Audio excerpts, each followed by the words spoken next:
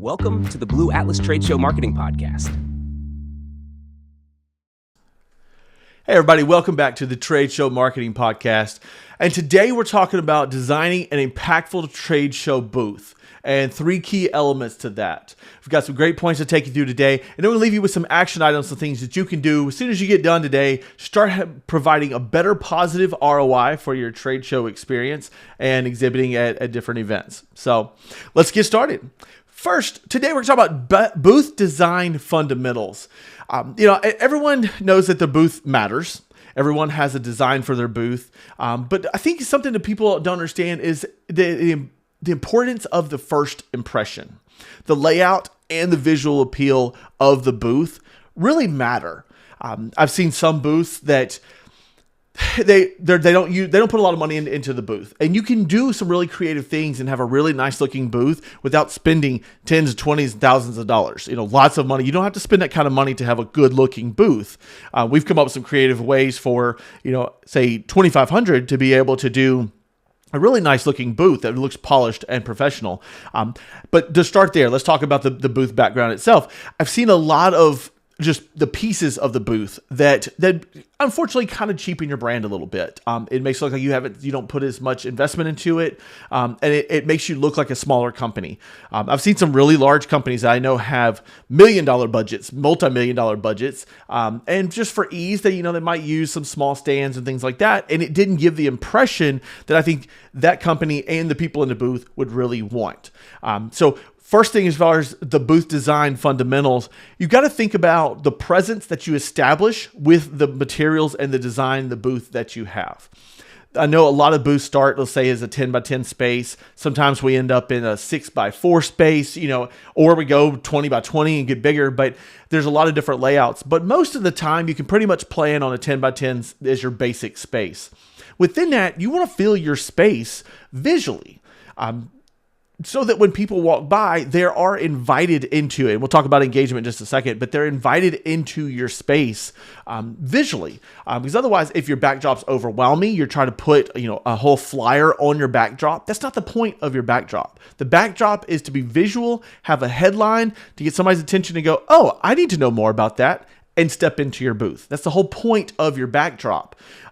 But so think about the layout and the visual appeal of what you're doing when you're going through a design process. If you have a design team doing it, if you're doing it yourself, put that piece in, on your screen, full screen, and kind of look at it like, do I want to walk into that? Is that going to scare me? Does that look overwhelming?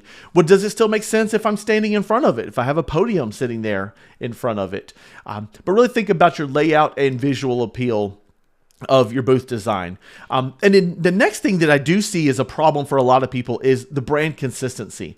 Be sure to incorporate your company colors, the logos, and consistent messaging. I see people struggling a little bit. Well, we have this old booth, and because unfortunately they are somewhat expensive, and you have to make an investment in those, people will try to get as long a life out of, say, the backbone of the booth, the backdrop, that whole piece. But the messaging's changed, logos have changed, flyers have changed, and so you look a bit disjointed. So keep all of that in mind when you're considering your booth. If you caught us on, you're looking at positive ROI for it, one of the things is making sure that you do some pre-show planning. This is part of that process. We have a checklist that's one of the first things. Think about your booth. Here's your goals. What does your booth look like? Because you need plenty of time to plan that out. And these are the things you should be looking at. All right. Next, let's talk about driving your engagement with your design and layout.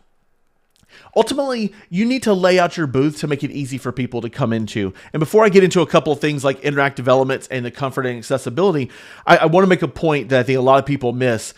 Trade shows, when they set up a trade show for you and say, here's your space. You walk in and you usually have a 6-foot table, a couple of chairs. It probably has some kind of curtain backdrop, and they're like, here's your booth. It might be wide open without the curtain backdrop, but often you're provided with a table and chairs. First thing you should do when you get into that booth is fold up that table and stick it over to the side or give it back to the trade show people. Never put the table at the front of your booth so that you're standing behind it. You're completely killing your engagement. It's standoffish to you. You kind of like, hey, I need to have a barrier to you, which puts off you people that are walking by. And people that are attending trade shows and walking the expo booths, they are looking for products, but people don't want to talk to you as a salesperson. They just don't. They would hope that you won't be there so they can grab a flyer and all your promo items and run. And so with that table there, you immediately make it very hard for them to kind of casually walk up and feel like they can casually walk away when they're ready to be done with the conversation. So get rid of that table. All right, let's talk about interactive elements. How are we going to get people into our booth? We've designed a good looking booth that seems inviting. It's not overwhelming. It's on brand, right messaging. How do we get people in?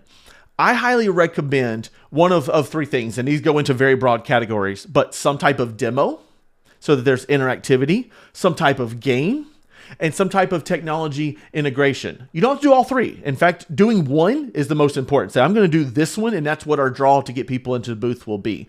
I would try not to pile on too many. Maybe one or two, maybe like, hey, we can do a demo if somebody's really interested, but ultimately our main driver is get them to do this game. Some examples that we've seen that have worked well.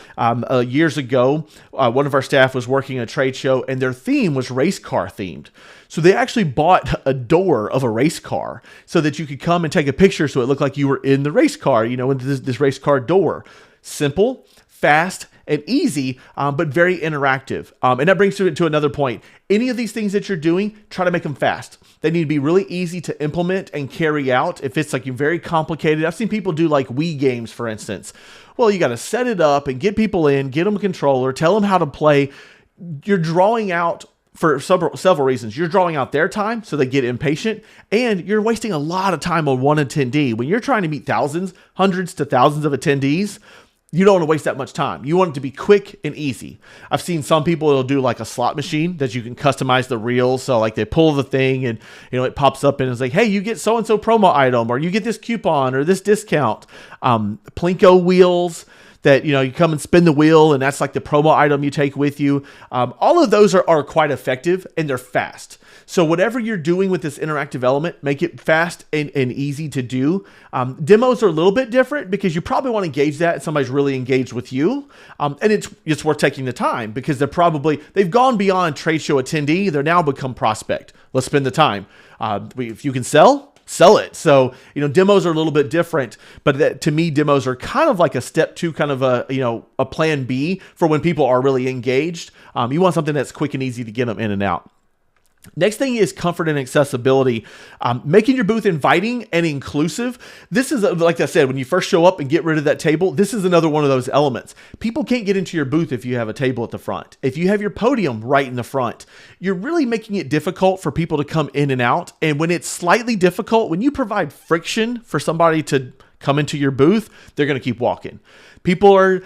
They're not scared. They just don't want to commit to a sales call. They don't want to commit to you talking to them for 20, 30 minutes. So like, I just wanted to know real quick what you do, get a flyer and move on. I'm going to follow up later. I got a happy hour in 5 minutes. What are you doing? They want to be able to come in and out. And so when you say accessibility and inclusive, that does mean a couple of things. It does mean accessible, like literally accessibility. So if you do have people that are using, say, wheelchairs or, walking assistant things, stuff like that, consider that. But it's even more of a mental accessibility. Can I easily get in and out of this booth without having to spend too much time? And if I have to, I can say, okay, thanks, and walk off. Make it easy for somebody to do that. So all of that goes into your engagement-driven design and layout and what you're doing to get people in. Our next point is maximizing your space and visibility. So once you pay for a trade show space, they usually provide you a site map. So this is where you're going to be. If you've been to the trade show before, then you know what that layout is. You know what a corner spot looks like. You know what a back wall location looks like. You know what a island out in the middle of it looks like. If not, reach out to your trade shows and say, do you have any pictures of the booth space that I'm going to have? I have no idea if it's open on 2 sides or 4 sides or 1 side. I don't really know what I'm getting into. Can you show me some examples? Often they will have that. Your bigger trade shows already have that information. Almost a lot of times in their packets will already show you what the space looks like. But either way, first thing you need to do once you have a space secured, even if it's a trade show you've been to, confirm that it's still the same. Know what your layout's going to be as far as where people can walk by. So you want to use your space effectively. You want to get traffic flow that can come in and out very easily. People don't have to kind of crowd around one entrance if possible. Sometimes you can't get around that, but a lot of times, make it easy to get in and out of your booth, just like we were talking about from an accessibility standpoint. But if you look at the layout of the trade show, you'll see where, okay, people are going to be walking this path and that path. They'll see me from this angle and from this angle. We want to make it easy for people to see our message from afar, hopefully get their attention so that they come and see us and be able to keep flowing. We want to see as many people as possible. We obviously want to talk to as many real qualified prospects as possible. But in order to do that, we've got to increase our attraction of general traffic at the trade show.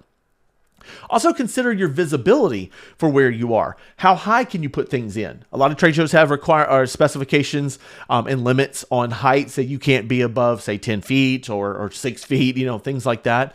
Some have no limitation at all. Maybe you want to put something in tall that stands out above everything else if you're allowed to. But think about from a visibility standpoint, everything from being seen far away to being seen there in the booth, like lighting. Do you need lighting? Is it pretty dark?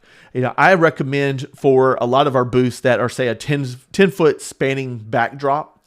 Most of those backdrops come with lights. I recommend taking them at all times because you never know.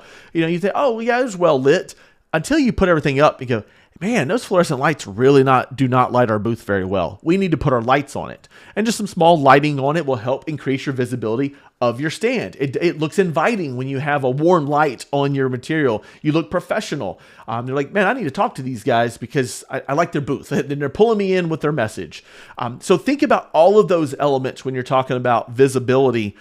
Can we be seen from afar? Can we be seen when somebody is coming by? How is the traffic flow going to be for where I'm positioned? And how can I maximize that? So those are our 3 points. Let's summarize that. Make sure your booth design is built for visual appeal, for engagement, and it's consistently branded.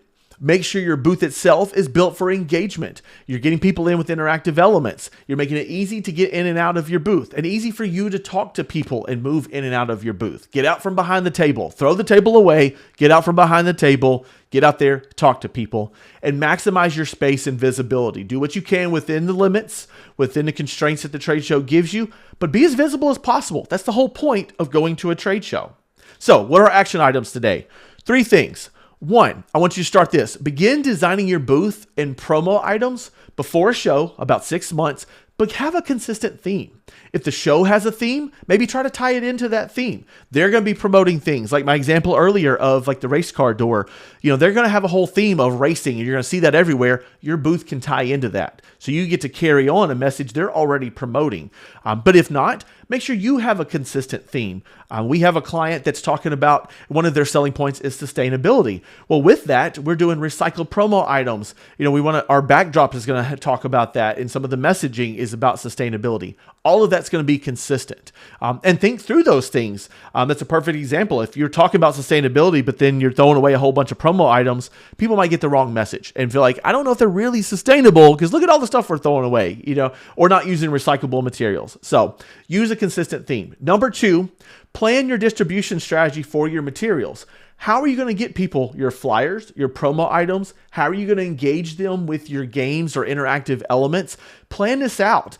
You might want to go as far as literally laying out a 10 by 10 space, putting your staff that are going to be at the trade show and testing it, playing with it. Get the booth out, put the backdrop up, play just like you're at the trade show and do a run through. Like it won't take you that long. Like a half an hour, you can have your booth set up most of the time, unless it's a really complicated booth. Get it set up and practice. This will not be a bad thing, I guarantee it. And number 3, research and select some unique, memorable giveaways that still represent your brand. As you're doing the booth design and the engagement, think about what can people take away that's interesting. If on one of our podcasts, you may have heard, we talked about maybe 2 sets of promo items, kind of the cheap one for the promo grabbers that are going to try to walk by, grab a promo item, throw it in their bag and run. And then a better one for people that are engaged or people you've done pre-show marketing to. Either way, last item here, research and select unique, memorable giveaways that represent your brand and are consistent with your message. Thanks for joining us today as we talk about impactful trade show booths. I'm Nate Stockert, and this is the Trade Show Marketing Podcast.